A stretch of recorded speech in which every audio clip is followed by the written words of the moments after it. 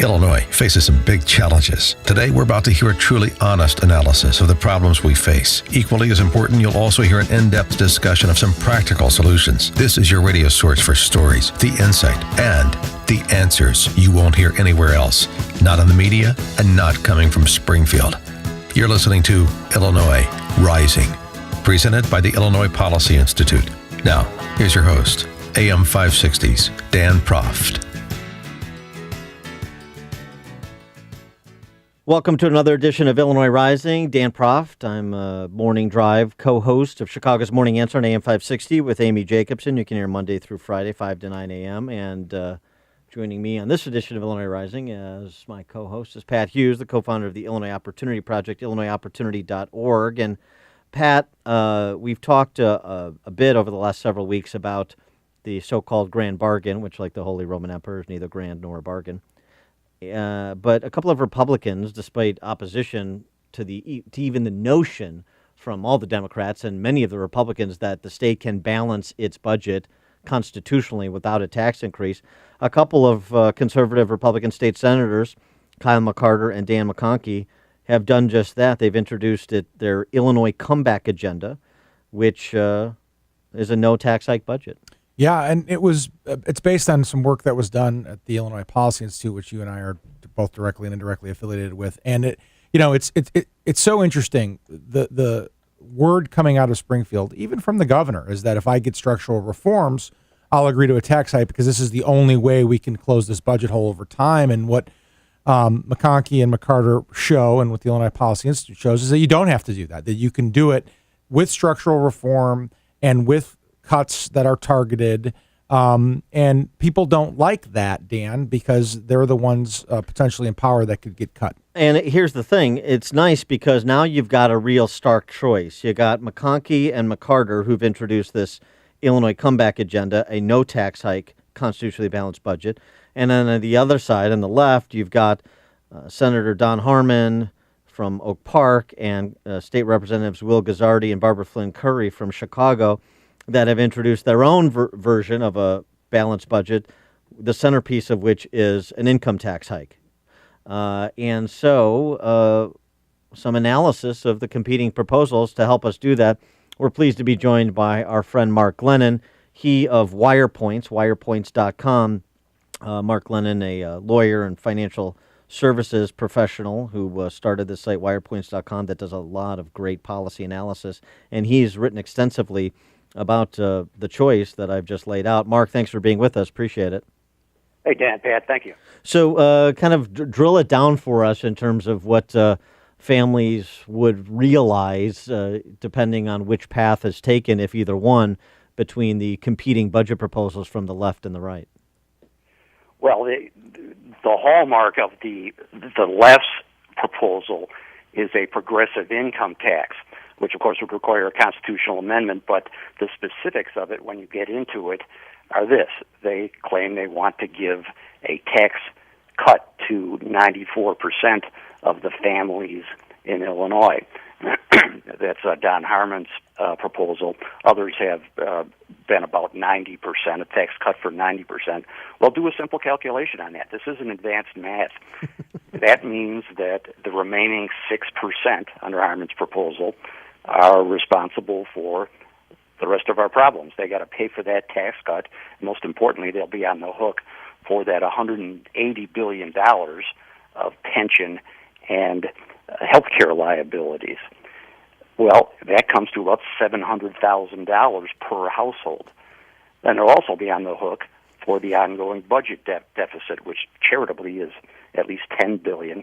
Others have calculated at $13 billion, which I think is more accurate, including a couple economists from the University of Illinois.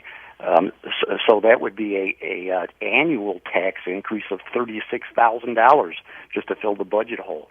So the math is plainly absurd on the central piece of the left's comeback proposal, as they call it. So the top 6% would have to pay another $750,000 a year in taxes. Well, not per year. They'd be on the term, on the hook long term for that. Oh. That's the pension liability. Well, but right. The annual increase, aside from that liability, is $36,000.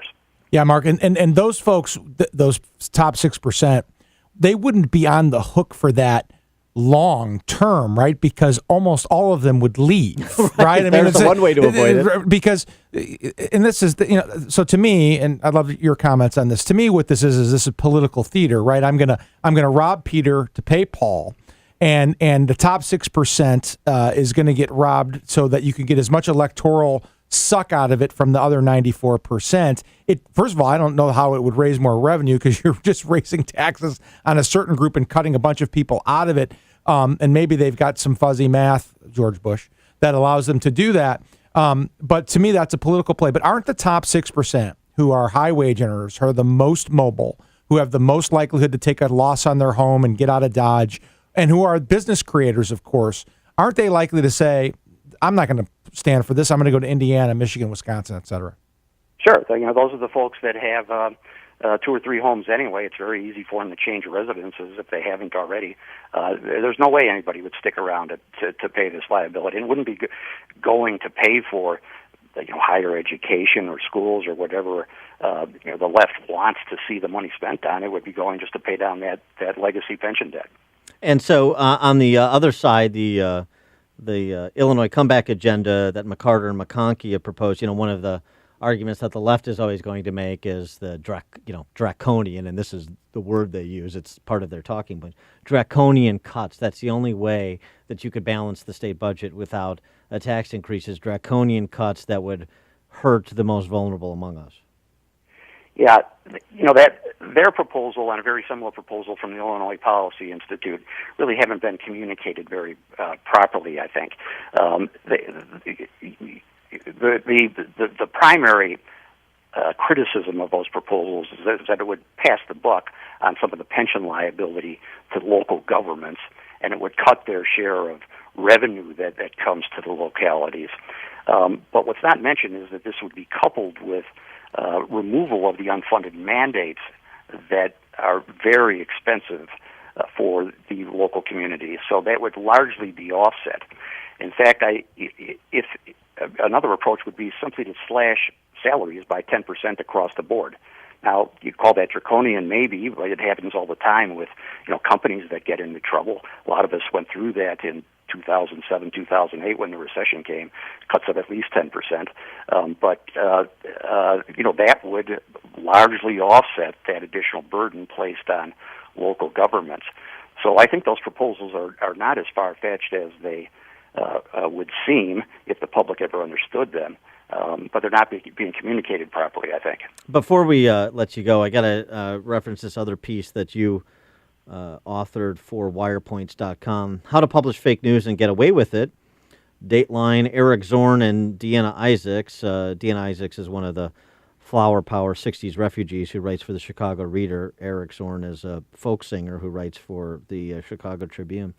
And I wonder if you could explain the basis of your contention, the example you used, this New Trier Race Seminar Day, which we talked a lot about on this show, particularly from your perspective as actually a New Trier Township resident. Sure. Well, how can you get away with doing a truly fake news piece? You could write a story about somebody else's story that is fake news and not criticize it, not check it out, not bother to worry about whether it's accurate.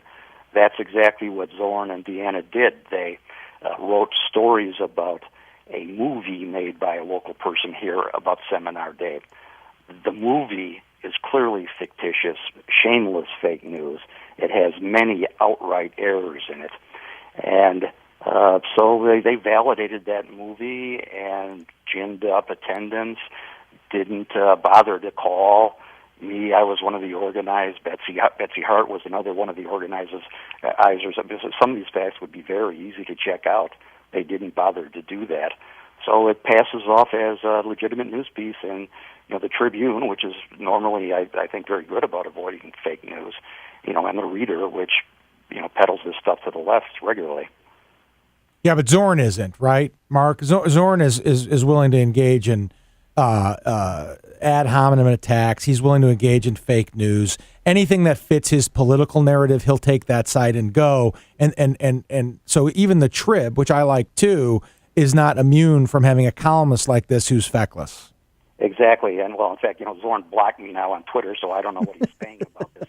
That's the classic response of the intolerant left. They just shut off. I can't hear you. I can't hear you. Fingers or hands over their ears. Well, here's the thing about this too. It was funny. I co-hosted my morning show this week with John Cass, and Cass said, "I haven't talked to Eric Zorn in 18 years." I said, "But that must be a big office space that you have." I mean, it's very clear what kind of purveyor of agitprop Eric Zorn is. But here's my take on this with Zorn and the Chicago Reader hippies and just the Chicago Press Corps in generally. They want to crowd out anyone and any outlet that does not toe the line of leftist orthodoxy. But in the digital age, they can't. And they think people still make choices based on the masthead under which one writes rather than on the content that one provides.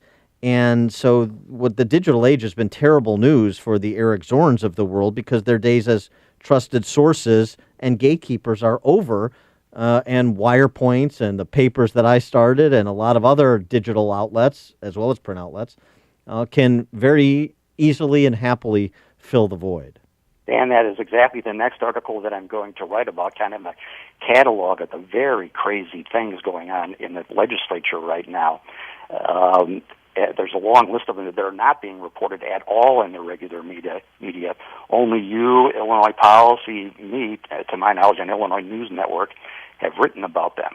And the public will be shocked when they see, if they ever see, what's going on there. It's totally out of control, far worse than our legislature has ever been. Which is why you must read wirepoints.com on a regular basis. He is Mark Glennon, the founder of said outlet, wirepoints.com. Mark, thanks as always for joining us. Appreciate it. You bet, guys. Thank you.